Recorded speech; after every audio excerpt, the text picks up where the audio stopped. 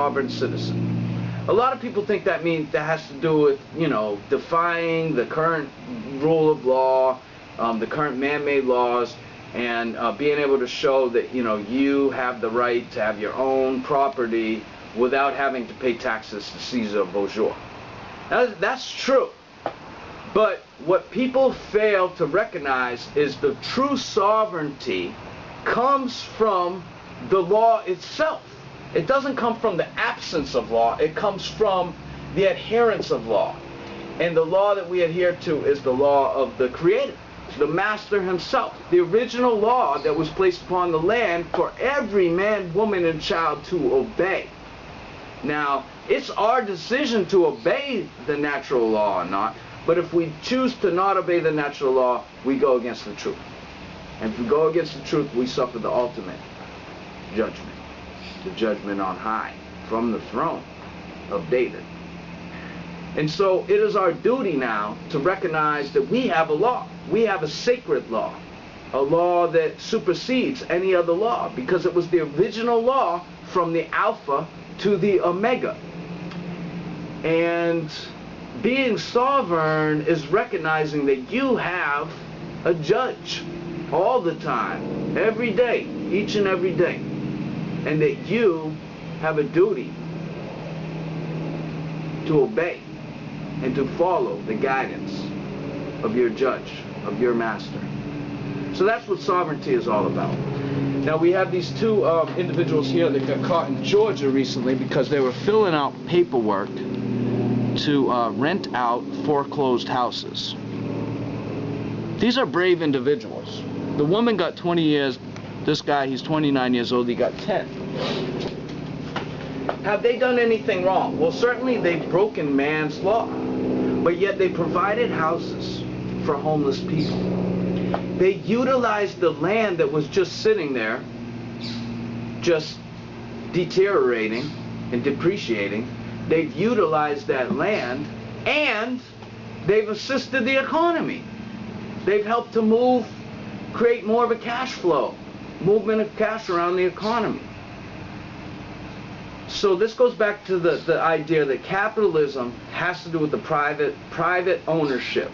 And as we have today, we have a selected few individuals that own the majority, the bulk of the land. Now I have a house, but I also have a mortgage. And if I don't pay my mortgage, I'm going to lose my house. So I don't really own my house. That's just a term. I really don't technically, according to man's traditions, own my house.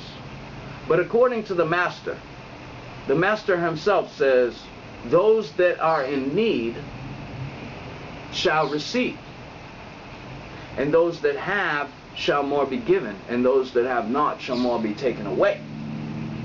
Now interpret that. Interpret that.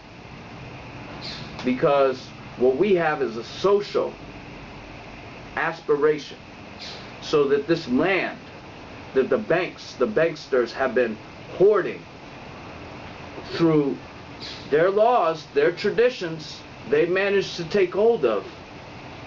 It's just sitting there collecting dust. And we have these companies, the Rockefellers, donating to the genetically modified food industry, because there is not enough land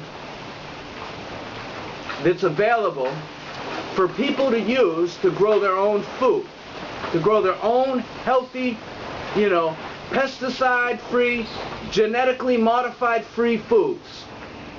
There's not enough land. And here's a couple brave souls that sacrifice their life so that people can have a home and have an opportunity to grow their own food, free from the chains of bondage of the oppressor that chooses to rule over anything and everything that sustains us in our lives.